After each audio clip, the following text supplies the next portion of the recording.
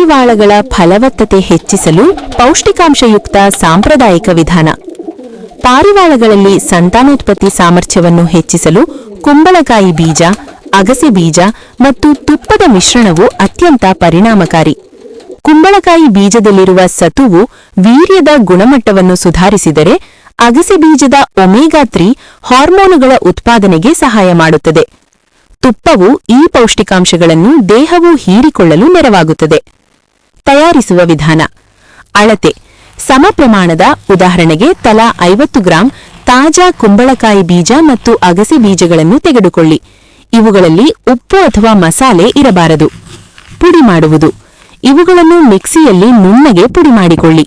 ಮಿಶ್ರಣ: ಈ ಪುಡಿಗೆ ಸ್ವಲ್ಪ ಪ್ರಮಾಣದ ಶುದ್ಧ ತುಪ್ಪವನ್ನು ಸೇರಿಸಿ ಹಿಟ್ಟಿನ ಹದಕ್ಕೆ ತರಬೇಕು. ಇದು ಕೈಗೆ ಅಂಟದಂತೆ ಉಂಡೆ ಕಟ್ಟಲು ಬರಬೇಕು. ಮಾತ್ರೆಗಳ ತಯಾರಿ. ಈ ಮಿಶ್ರಣವನ್ನು ಸಣ್ಣ ಕಡಲೆಕಾಯಿ ಗಾತ್ರದ ಸುಮಾರು 5 ರಿಂದ 7 ಮಿಲಿಮೀಟರ್ ಸಣ್ಣ ಉಂಡೆಗಳನ್ನಾಗಿ ಮಾಡಿ. ಸಂಗ್ರಹಣೆ: ತುಪ್ಪವು ಕೆಡದಂತೆ ತಡೆಯಲು ಈ ಮಾತ್ರೆಗಳನ್ನು ಗಾಳಿಯಾಡದ ಗಬ್ಬದಲ್ಲಿ ಹಾಕಿ ತಂಪಾದ ಜಾಗದಲ್ಲಿ ಅಥವಾ ಫ್ರಿಡ್ಜ್ನಲ್ಲಿ ಇಡಿ.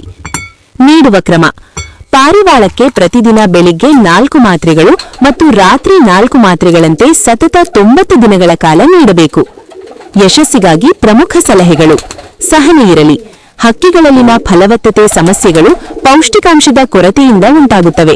ವೀರ್ಯೋತ್ಪತ್ತಿ ಪ್ರಕ್ರಿಯೆಗೆ ಸಮಯ ಬೇಕಾಗುವುದರಿಂದ 90 ದಿನಗಳ ಕಾಲ ಈ ಕ್ರಮವನ್ನು ಅನುಸರಿಸುವುದು ಮುಖ್ಯ. ತೂಕದ ಮೇಲೆ ನಿಗಾ ಇರಲಿ. ತುಪ್ಪದಲ್ಲಿ ಕೊಬ್ಬಿನಂಶ ಹೆಚ್ಚಿರುವುದರಿಂದ ಪಾರಿವಾಳದ ತೂಕ ಹೆಚ್ಚಾಗದಂತೆ ನೋಡಿಕೊಳ್ಳಿ. ಅತಿಯಾದ ತೂಕವು ಫಲವತ್ತತೆಯನ್ನು ಕಡಿಮೆ ಮಾಡಬಹುದು. ಒಂದು ವೇಳೆ ಪಾರಿವಾಳ ದಪ್ಪಗಾಗುತ್ತಿದ್ದರೆ ಮಾತ್ರೆಯ ಸಂಖ್ಯೆಯನ್ನು ಕಡಿಮೆ ಮಾಡಿ. ಬಿಸಿಲು ಮತ್ತು ನೀರು: ಹಕ್ಕಿಗೆ ಸಾಕಷ್ಟು ನೈಸರ್ಗಿಕ ಸೂರ್ಯನ ಬೆಳಕು, ವಿಟಮಿನ್ ಡಿ ಮತ್ತು ಕುಡಿಯಲು ತಾಜಾ ನೀರು ಸಿಗುವಂತೆ ನೋಡಿಕೊಳ್ಳಿ.